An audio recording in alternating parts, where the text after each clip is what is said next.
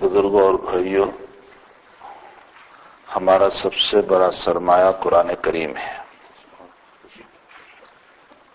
مسلمان کا اس سے بڑھ کر کوئی سرمایہ نہیں ہو سکتا، اور قرآن کے بعد دوسرے نمبر پر ہمارے آقا محمد رسول اللہ صلی اللہ علیہ وسلم کی باتیں ہیں۔ آپ کے اعمال، آپ کے افعال، آپ کی زندگی، آپ کا کردار، دنیا میں کسی نبی کی زندگی محفوظ نہیں ہے۔ میں کسی سادھو کی بات نہیں کر رہا ہوں، کسی پادری اور پوپ کی بات نہیں کر رہا ہوں، میں نبی سے متعلق کہہ رہا ہوں کہ کسی نبی کی زندگی محفوظ نہیں ہے، اور اگر اس نبی کی زندگی کو کسی نے محفوظ رکھا ہو تو قرآن کریم ہے۔ سبحان اللہ، سبحان اللہ۔ ان قوموں کے پاس کچھ نہیں ہے۔ جو قوم جس نبی کا فالو کر رہی ہے، جس نبی کے پیچھے چل رہی ہے، اس قوم سے پوچھو، اور ان میں خرابیوں کی سب سے بڑی، یہ جو خرابیاں ان میں پیدا ہوئی، اس کی بنیادی وجہ یہ ہے کہ ان کے پادری اور پوپ نے دنیا کے حاصل کرنے کے لیے جو وقتی مسائل دیے، ان مسائل کو ان کے علماء نے ختم نہیں کیا۔ نتیجہ یہ ہوا کہ پچھلے لوگوں نے اسے اپنی شریعت سمجھ لیا۔ یہ وہ بنیادی وجہ ہے جس کی بنیاد پر ان کے مذاہب نہیں رہے، ان کے مذاہب خرافات ہو گئے۔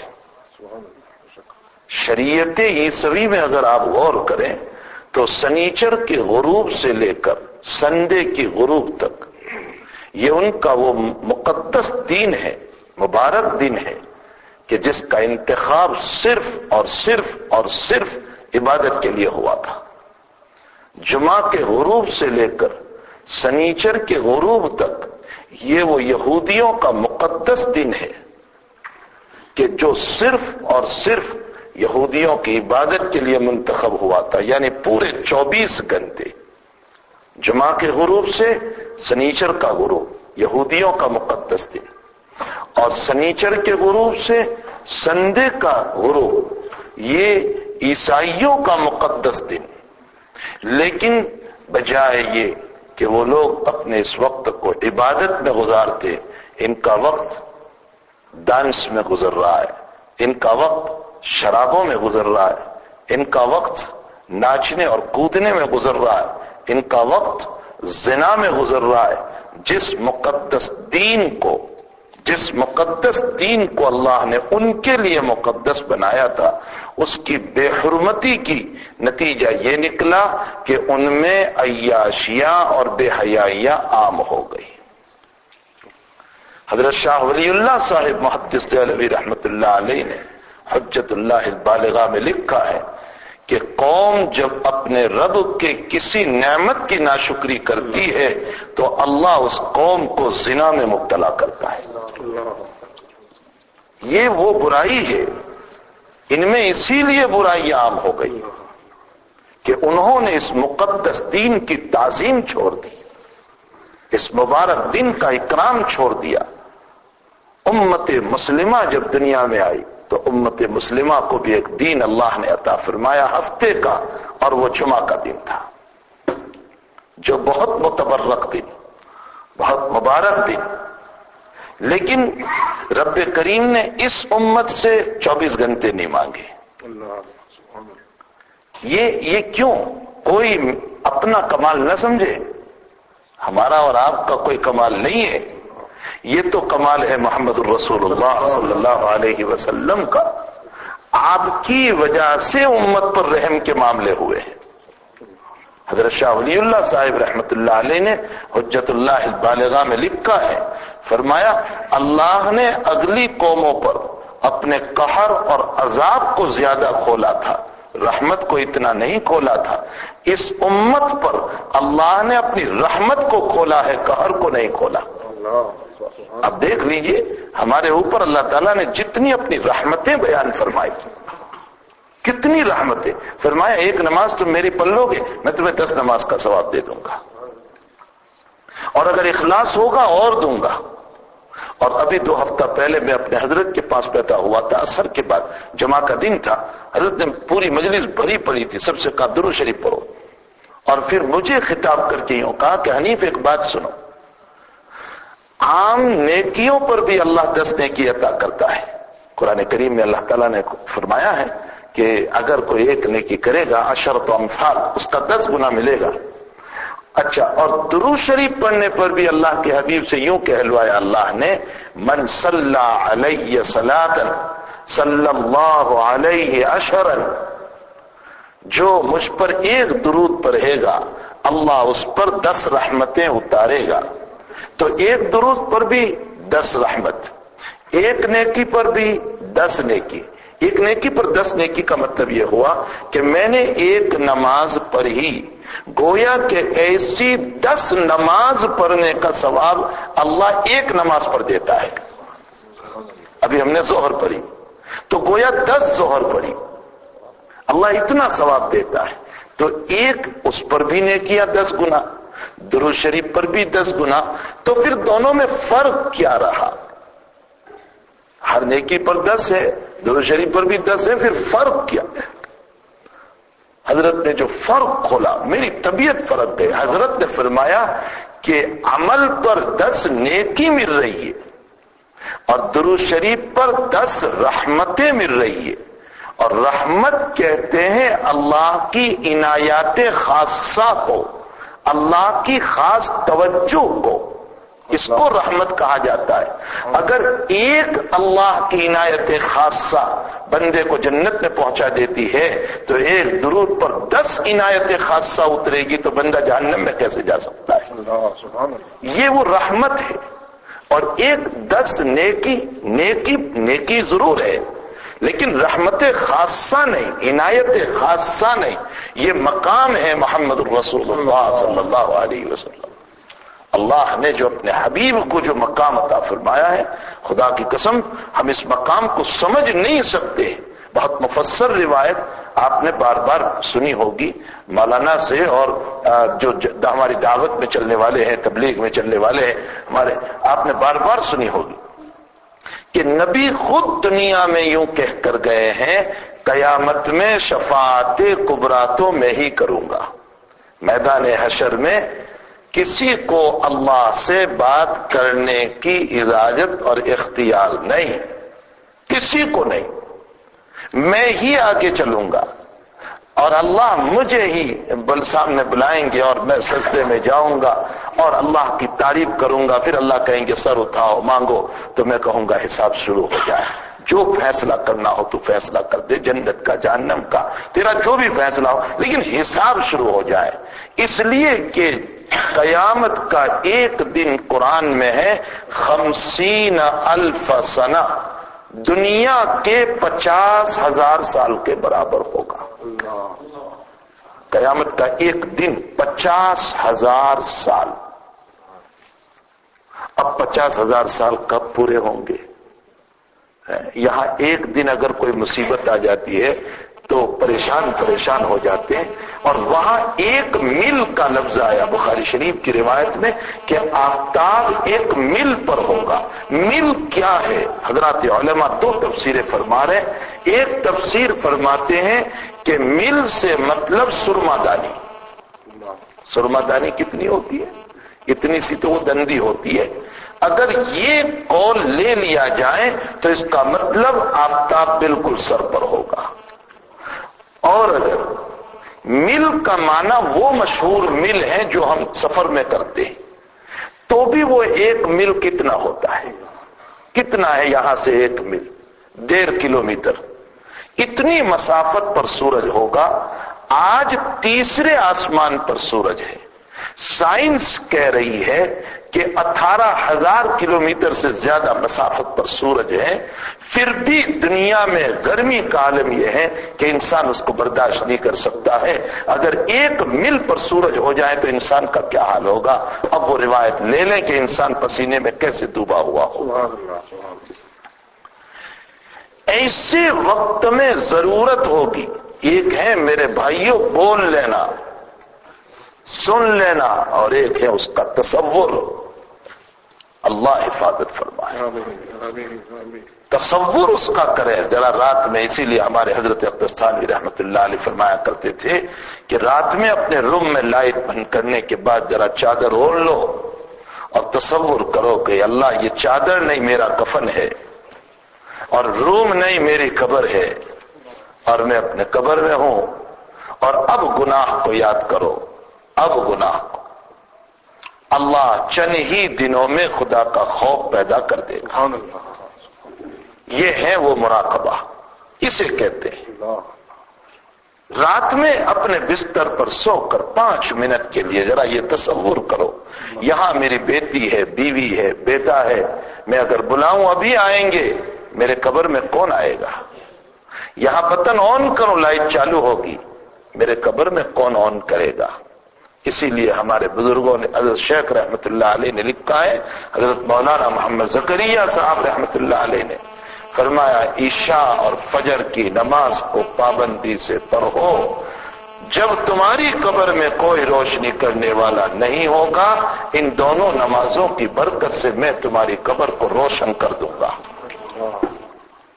یہ حضور کا فرمان ہے. اور میں نے کل ہی لندن میں ایک بات کہی کہ یاد رکھو میرے بھائیوں، موسیٰ کی بغاوت پر اللہ موسیٰ کے زمانے میں کچھ وہ عذاب اتارتا ہے. کون سا؟ والکمل والضفادع والدم آیات مفصلات.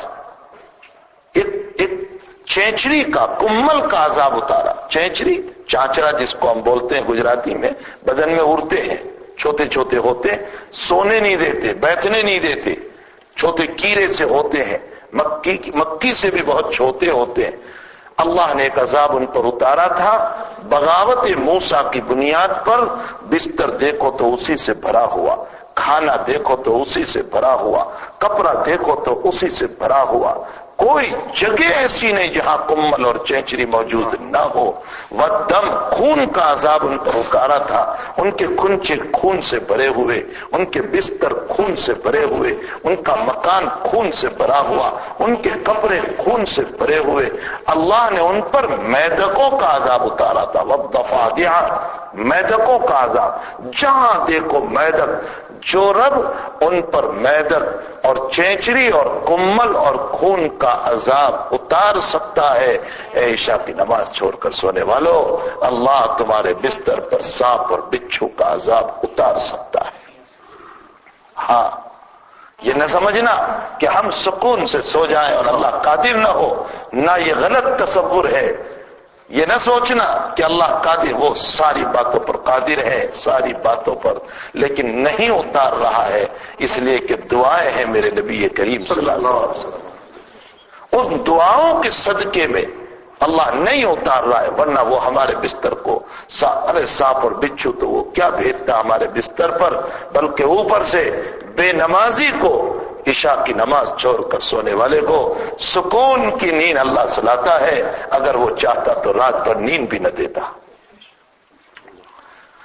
اگر وہ چاہتا تو مغرب کی نماز چھوڑنے والے کو کھانا نہ دیتا، حلق میں روک دیتا. لیکن اس رب نے ایسا بھی نہیں کیا. وہ رب بڑا مربی، بڑا رحم کرنے والا. اس نے اس امت پر اپنی رحمتوں کو بہت کھولا، اپنے قہر کو نہیں کھولا، اپنے عذاب کو اتنا نہیں کھولا. اگر قہر اور عذاب کو کھولنے پر آ جاتا. اسی لیے میرے نبی نے کیا فرمایا؟ جو میں دیکھ رہا ہوں اللہ کے عذاب کو، اگر تم دیکھ لو لَضَحِكْتُمْ قَلِيلًا وَلَبَكَيْتُمْ كَثِيرًا. جو عذاب میں دیکھ رہا ہوں وہ اگر تم دیکھ لو تو تمہارا ہنسنا کم اور تمہارا رونا زیادہ ہو جائے گا. حضرت نے اس روایت میں اسی کی طرف اشارہ فرمایا نبی کریم صلی اللہ علیہ وسلم نے. تو میرے بھائیوں، ہمیں چاہیے کہ ہمارے حضرت مولانا یوسف صاحب لدھیانوی رحمت اللہ علیہ نے اپنی ایک دعا بڑی عجیب نقل کی، آپ کی دعاؤں میں ہے. فرمایا اے اللہ، میں رات میں گناہ کرتا رہا، اندھیروں میں رات میں گناہ کرتا رہا، یا گناہوں کے تصور میں رات گزاری. خیالات گناہ میں میری رات جا رہی ہے. موبائل کی دنیا میں ورک شاپ پر اور فلاں پر اور فلاں پر ننگی تصویریں دیکھ رہا ہے. نہ معلوم کن اجنبیوں سے بات کر رہا ہے جس سے کوئی جواز نہیں. میرا نبی حجۃ الوداع میں گیا، بخاری شریف کی روایت، پیچھے حضرت فضل ابن عباس رضی اللہ تعالیٰ عنہ بیٹھے ہیں، چچا کے بیٹے، حضور کے چچا زاد بھائی، حضرت کے ساتھ اونٹنی پر ایک عورت جوان ہے قبیلہ خثعم کی، وہ مسئلہ پوچھنے آئی حضرت کو، اور چونکہ حالت احرام میں چہرے پر پردہ نہیں ہوتا، اس عورت کے چہرے پر بظاہر روایتوں سے معلوم ہوتا ہے کہ پردہ نہیں تھا، اس نے آ کر میرے آقا سے سوال کیا کہ اللہ کے حبیب پاک صلی اللہ علیہ وسلم، میرا باپ بہت برا ہے ابھی، اور وہ حج میں سواری کی طاقت نہیں رکھتا ہے، لیکن مالداری ہے اس کے پاس، لیکن حج نہیں کر سکتا، تو کیا میں اس کی طرف سے حج بدل کر لوں؟ عورت پوچھ رہی ہے مسئلہ حضور پاک صلی اللہ علیہ وسلم کو اپنے باپ کی طرف سے، تو حضرت نے فرمایا تم بالکل کر سکتی ہو اپنے باپ کی طرف سے حج بدل. وہ عورت مسئلہ پوچھ رہی ہے اور حضرت فضل ابن عباس اس عورت کو یوں دیکھ رہے، حضرت نے یوں چہرہ پھیر دیا زور سے اور فرمایا فضل اس کی طرف نہ دیکھو. کون دیکھ رہا ہے؟ صحابی رسول جس کے دل میں وسوسہ تک نہیں ہو سکتا ہے خواہشات کا، لیکن نبی اس کا چہرہ جب پھیر دیتے ہیں، مجھے اجنبی عورتوں سے بات کرنے کی ہدایت کیسے ہو سکتی ہے؟ فرمایا کہ میں رات بھر گناہوں کے تصور میں رہا. حضرت یوسف صاحب لدھیانوی علیہ الرحمہ کی دعا، یا تو گناہ کرتا رہا یا تصور میں رہا. پوری رات میری گزری اور صبح میں بڑا معصوم بن کر میں مسجد میں نماز پڑھنے آیا. بڑا معصوم بن کر لوگ کہنے لگے بڑا پابند ہے، فجر بھی ادا کر رہا ہے. اے اللہ تو چاہتا تو میرے چہرے کو سیاہ بنا کر تو مجھے ذلیل کر سکتا تھا، لیکن تو نے ایسا نہیں کیا.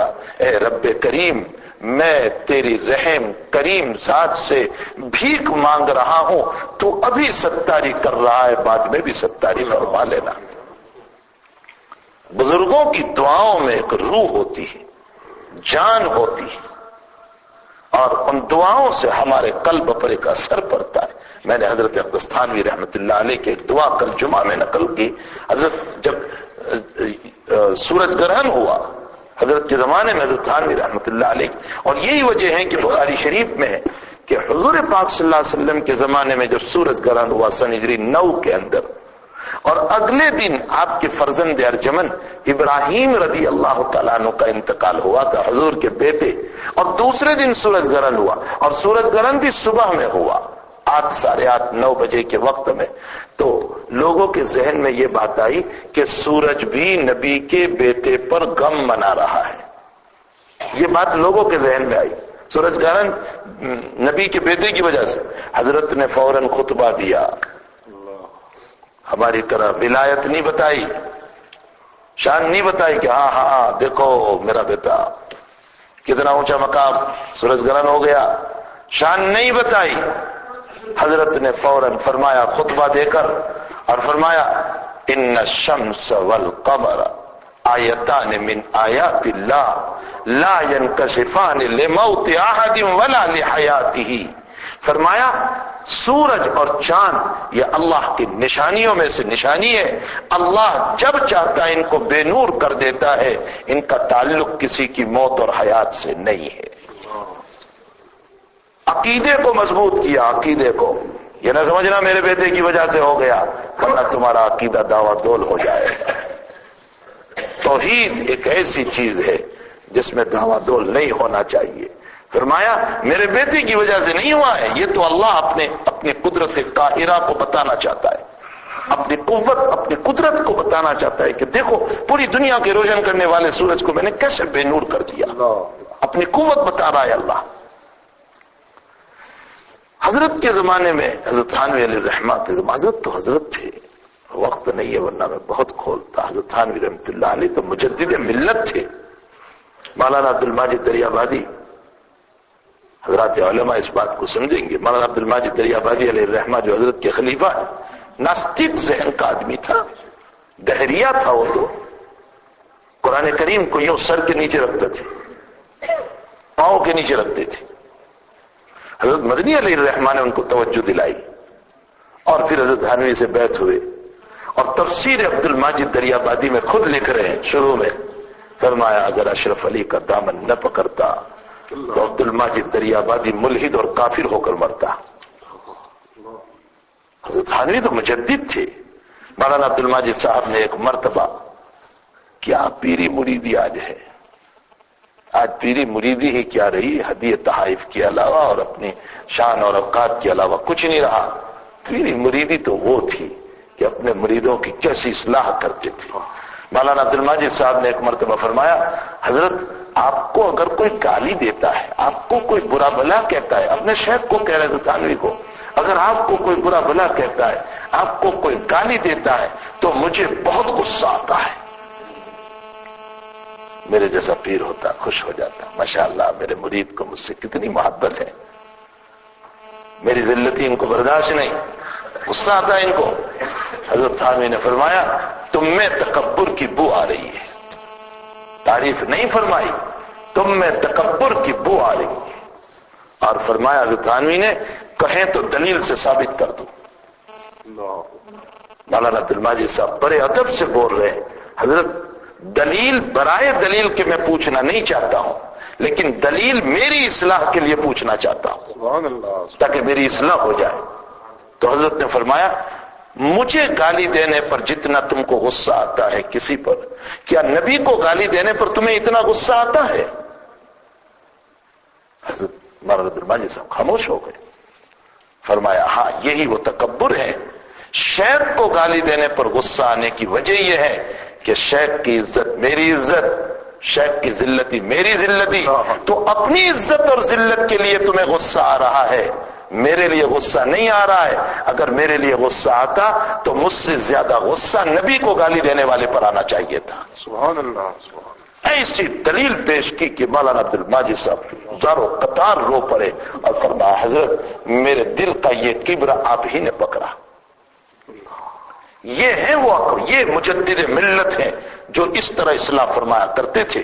علامہ شبیر احمد عثمانی علیہ الرحمہ نے دیوبند کی جامع مسجد میں کھڑے ہو کر ایک غلط مسئلہ بیان کر دیا، غلطی ہو گئی، اور نام لیا حضرت اقدس تھانوی رحمت اللہ علیہ کا کہ میرے شیخ نے یہ کہا ہے۔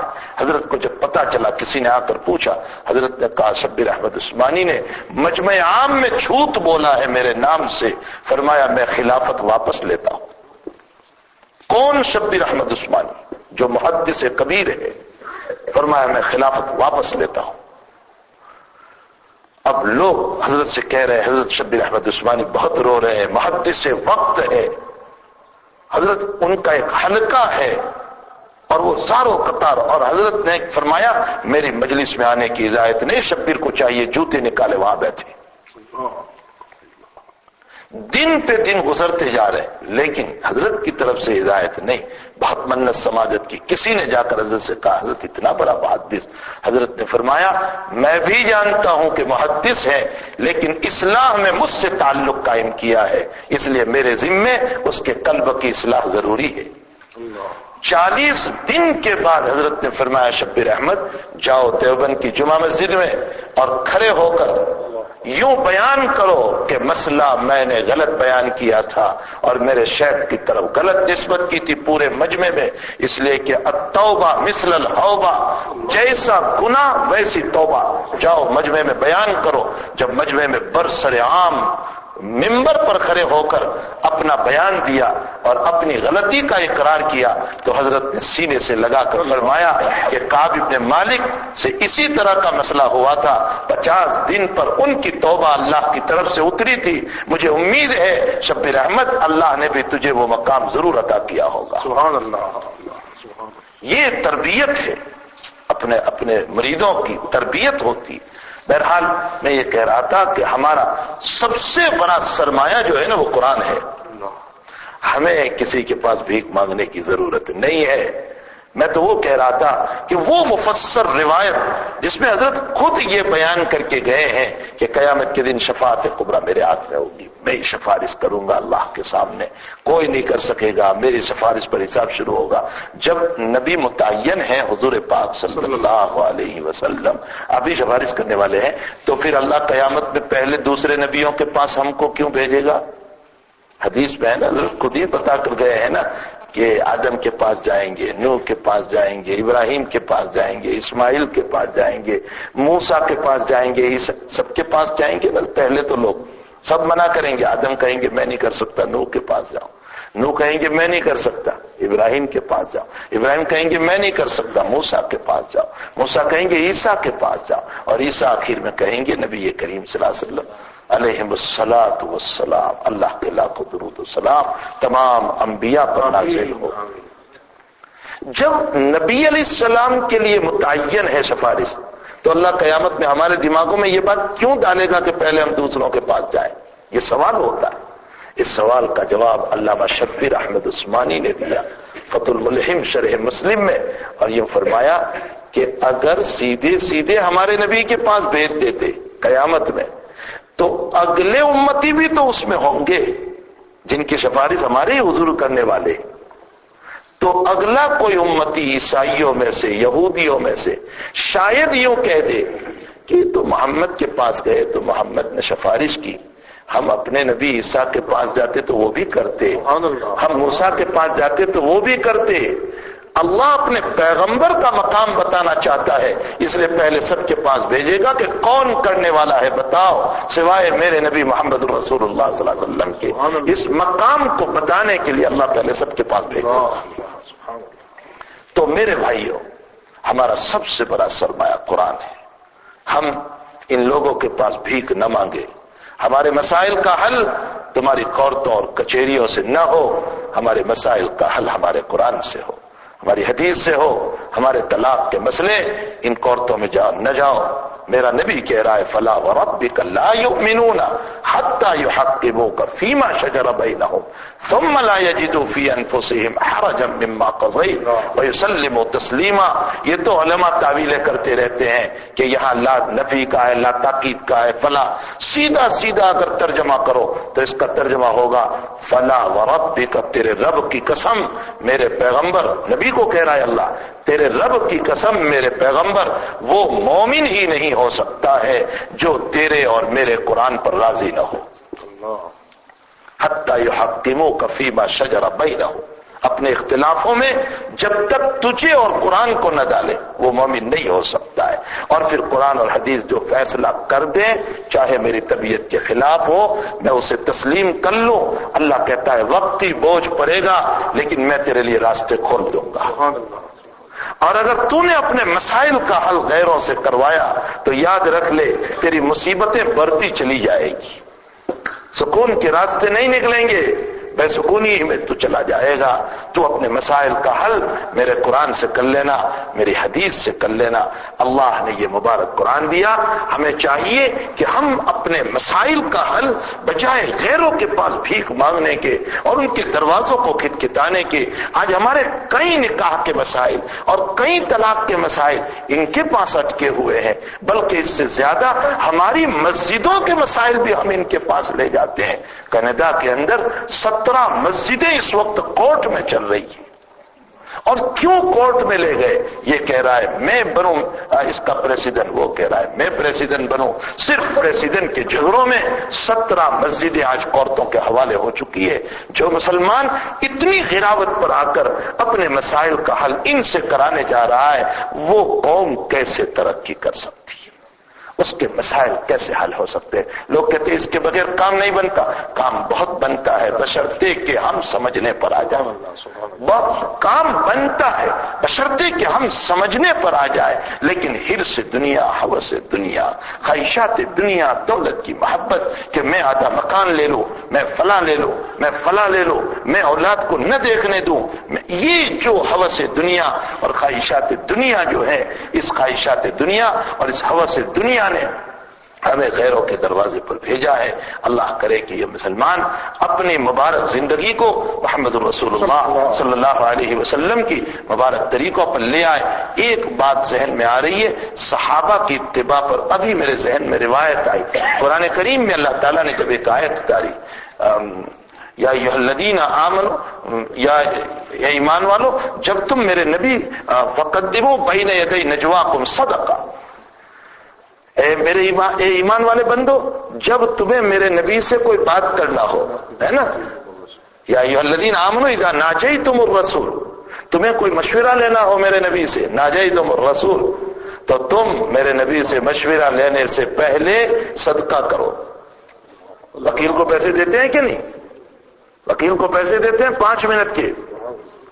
فرمایا میرے نبی سے مشورہ کرنا ہو فقدموا بین یدی نجواکم صدقہ، صدقہ۔ یہ آیت فجر کے بعد اتری، حدیث میں طلوع آفتاب کے قریب یہ آیت اتری۔ یہ آیت اتری اور حضرت علی نے سنی۔ حضرت علی نے فاطمہ سے فرمایا فاطمہ مجھے لگتا ہے یہ آیت باقی نہیں رہے گی، اللہ منسوخ کر دے گا۔ کیوں؟ علی فرماتے اس لیے، ہاں علی تو علی تھے، واقذاکم علی، علی کے فیصلوں پر اللہ کے نبی نے یوں تعریف فرمائی۔ علی کی زبان جب روم جو ہے نا، روم فتح ہوا اور اس کا جو تاج تھا، وہ تاج پہننے کا نہیں ہوتا تھا، وہ یوں لٹکایا ہوا ہوتا تھا، اس کے نیچے سر یوں رکھ دیتے تھے، باقی وہ اتنے منوں کا تاج تھوڑے ہی پہنتے تھے۔ اس میں قریباً 122 کلو سونا تھا اس تاج میں۔ جب رومن فتح ہوا اور یہ تاج ہاتھ میں آیا تو حضرت عمر نے کہا کہ نبی علیہ السلام نے اس کی بشارت دی تھی نا فتح کی، اس لیے فرمایا ہم اس کو، جیسے ہم میوزیم میں چیزیں باقی رکھتے ہیں، فرمایا ہم اس کو باقی رکھیں گے تاکہ لوگ دیکھیں اس کو کہ رومن فتح ہوا، نبی نے بشارت دی تھی، یہ وہ تاج ہاتھ میں آیا۔ مشورہ لیا کہ ہم اس کو باقی رکھیں۔ اکثر نے مشورہ دیا کہ ہاں۔ حضرت علی رضی اللہ تعالیٰ عنہ نے فرمایا امیر المومنین نہیں، اس کو مال غنیمت میں تقسیم فرما دیجیے۔ تو حضرت عمر پوچھ رہے ہیں دلیل علی؟ تو فرمایا حضرت یہ دنیا کی یادگار ہے، میرے نبی کے دین کی یادگار نہیں ہے، یہ تو دنیا کی یادگار ہے، ہم تو دین کی یادگار کو باقی رکھتے ہیں، دنیا کی یادگار کو کیسے باقی رکھیں گے؟ حضرت عمر کی زبان سے فوراً جملہ نکلا میرا نبی صحیح کہہ کر گیا تھا واقذاکم علی، تم میں بہترین فیصلہ کرنے والا علی ہے۔ تو حضرت علی رضی اللہ تعالیٰ عنہ فاطمہ سے فرمایا آیت باقی نہیں رہے گی ہے۔ کیوں نہیں رہے گی؟ اس لیے کہ اس میں فرمایا گیا میرے نبی سے مشورہ کرنے سے پہلے صدقہ کرو۔ اب صحابہ تو بہت غریب ہیں اور دن میں 10 مرتبہ مشورے کی ضرورت پڑتی ہے، تو کہاں صدقہ کریں گی؟ ظاہر سی بات ہے کہ اللہ اپنے بندوں کو حرج میں ڈالنا تو نہیں چاہتا، تو یقیناً یہ آیت منسوخ ہو جائے گی۔ منسوخ ہونے سے پہلے جی چاہتا ہے فاطمہ کہ میں عمل کر لوں۔ اب ہوا یہ کہ حضرت علی رضی اللہ تعالیٰ عنہ کے پاس کچھ تھا ہی نہیں کہ صدقہ کرے، تو بازار گئے یہودی کی دکان پر اور یہودی سے یوں کہا کہ کچھ کام ہے۔ اس نے کہا کہ یہ 2 وسق اور 2 زنبیل جو ہیں کھجور ہے، اس کو فلاں دکان پہ پہنچانا ہے۔ حضرت نے 2 زنبیل کھجور یعنی قریباً 5.5 من کے قریب وہ کھجور تھی، اپنے پشت پر لادی اور اس دکان پر پہنچا دیا، تو 1 سا یعنی 3.5 کلو قریباً کھجور مزدوری کے طور پر ملی۔ حضرت نے وہ کھجوریں لی اور اس کھجور کو صدقہ کیا، اور صدقہ کرنے کے بعد وہاں تک میں ظہر ہو گئی تھی، ظہر کی نماز پڑھی، اس سے پہلے صدقہ کیا، اور اب حضرت کی مجلس میں پہنچے اور فرمایا حضرت میں ایک مشورہ کرنا چاہتا ہوں، اور اس مشورے سے پہلے حضرت قرآن کی جو آیت ہے جو آج اتری ہے کہ صدقہ کرو، تو میں صدقہ کر کے آیا۔ تو حضرت نے فرمایا کہ وہ آیت تو ابھی ظہر سے پہلے منسوخ ہو گئی۔ تو حضرت علی نے فرمایا اللہ کا فضل ہے کہ میرا عمل ہو گیا۔ یہ وہ اتباع تھی۔ اللہ کرے کہ ہمیں اسی طرح قرآن اور حدیث کی اتباع نصیب ہو، ہم اپنے مسائل کو ان عورتوں میں نہ لے جائیں، اپنے مسائل کو خود ہی حل فرمائیں، چاہے وہ طلاق ہو، چاہے وہ نکاح ہو، چاہے وہ اور جھگڑے ہو۔ بھائی قرآن اور حدیث نے ہمیں راستے دیے ہیں، ان راستوں سے ہم اپنے مسائل کو حل کرنے والے بنیں۔ بخاری شریف کی روایت ہے ادوا حقہ وحقنا علی اللہ، فرمایا تم دوسروں کے حقوق کو ادا کرو، اگر کوئی تمہارا حق نہیں دیتا تم اللہ سے کہو۔ آج جھگڑوں کی بنیاد کیا ہے؟ میں کسی کا حق نہ دوں، سب میرا حق دے۔ بیوی چاہ رہی ہے کہ شوہر میرا حق دے، میں اس کا حق نہ دوں، اور شوہر چاہ رہا ہے کہ یہ میری خدمت کا حق دے، میں اس کا حق نہ دوں۔ طلباء اور اسٹوڈنٹ چاہتے ہیں میں استاذ کا حق نہ دوں، استاذ مجھے یہ پڑھائے، اور استاذ چاہتا ہے کہ میں نہ پڑھاؤں لیکن یہ میری خدمت کرے، میرا ادب کرے۔ ہر فیلڈ میں آپ چلے جاؤ، عمارت سے لے کر بادشاہت سے لے کر نیچے تک تمام مسائل میں ماں باپ یہ چاہتے ہیں کہ میں اولاد کا حق نہ دوں، اولاد میری اطاعت کریں، اور اولاد یہ چاہ رہی ہے کہ اطاعت ہم نہ کریں لیکن ماں باپ کو ہمارا حق دینا چاہیے۔ ہر جگہ پر الٹی گاڑی چل رہی ہے۔ اگر یوں گاڑی چلا دے جو نبی نے بتایا کہ تم حق دے دو، ماں باپ کو کہا تم دے دو، اولاد نہیں دے رہی ہے تم اللہ سے کہو، اور اولاد کو کہا تم دے دو، اگر ماں باپ نہیں دے رہے تم اللہ سے کہو۔ اگر ہر جگہ یہ مسئلہ اتر جائے تو آپس کا جھگڑا ہی ختم ہو جائے گا، لیکن اس روایت کے خلاف زندگی گزر رہی ہے۔ ہر ایک میں یہ چاہتا ہوں کہ میرا حق تم ادا کرو، میری عزت کرو، اور میں کسی کے حق کو نہ دوں، اس کی بنیاد پر جھگڑے ہو رہے۔ بہرحال میں نے صورت تو کچھ اور پڑھی تھی اور اس پر کچھ بات کرنا تھا، لیکن یہ چند باتیں اور ہی مسئلے پر ہو گئے۔ اللہ تعالی ہم تمام کو عمل کی توفیق عطا فرمائے۔ وصلی اللہ علی نبی الکریم، اللہم صلی علی سیدنا حبیبنا وشفیعنا وسیلتنا مولانا محمد۔ یا رب صلی وسلم دائما ابدا علی حبیبک خیر الخلق کلہم، الحمد للہ رب العالمین، والصلاة والسلام علی سید الانبیاء والمرسلین وعلی آلہ وصحبہ اجمعین۔ اللہ گناہوں کو معاف فرما، اللہ قصوروں سے درگزر فرما، اللہ سیاکاریوں سے معاف فرما، اللہ للہیت نصیب فرما، اللہ اخلاص عطا فرما، اللہ ریاکاری سے حفاظت فرما، اللہ آپ کے لیے بولنے کی توفیق عطا فرما، اللہ لمبی زندگی گزر چکی اخلاص کا ایک سجدہ نصیب نہیں ہوا، اللہ آپ کے لیے اخلاص والی نماز اور عبادت کی توفیق عطا فرما، اللہ ریاکاری والی زندگیاں گزر رہی ہے، اللہ آپ ہمارے قلوب کو اللہ آپ کے لیے بنا دیجئے، اللہ آپ کا جلا اور نور پیدا فرما دیجئے، اللہ آپ کی اتباع کی، آپ کے حبیب پاک صلی اللہ علیہ وسلم کی اتباع کی اور آپ کی سچی پکی محبت سے ہم سب کو مالا مال فرمائیے۔ اے اللہ ہماری اولادوں کو بگڑنے، پھسلنے، ضلالت اور گمراہیوں سے حفاظت فرما۔ اے اللہ اس گندے ماحول میں جہاں چاروں طرف فتنے ہیں پھر بھی مومن اللہ تجھی سے جڑا ہوا ہے، اے اللہ اس بگڑے ہوئے ماحول میں جگہ جگہ یہ مدارس اور مساجد کو قائم کر کے اللہ تجھے یاد کر رہا ہے۔ اے اللہ تجھے ان مدارس اور مساجد کا واسطہ ہے، ان خانقاہوں اور دعوت و تبلیغ کا واسطہ ہے۔ اے اللہ ہماری نسلوں میں دین کو زندہ فرما دے، اے اللہ ہماری نسلوں کو آباد فرما دے، اے اللہ ان کی نسلوں کو بھی آباد فرما دے۔ اے اللہ جو کچھ بیمار ہیں جتنے لوگ سب کو شفائے دائمہ عطا فرما، جو مرحوم ہیں قبروں کو نور سے منور فرما۔ اے اللہ جو ہم سے متعلق ہیں اور دعاؤں کی درخواست کرتے رہتے ہیں ان سب کی ضرورتوں کو دست غیب سے پورا فرما۔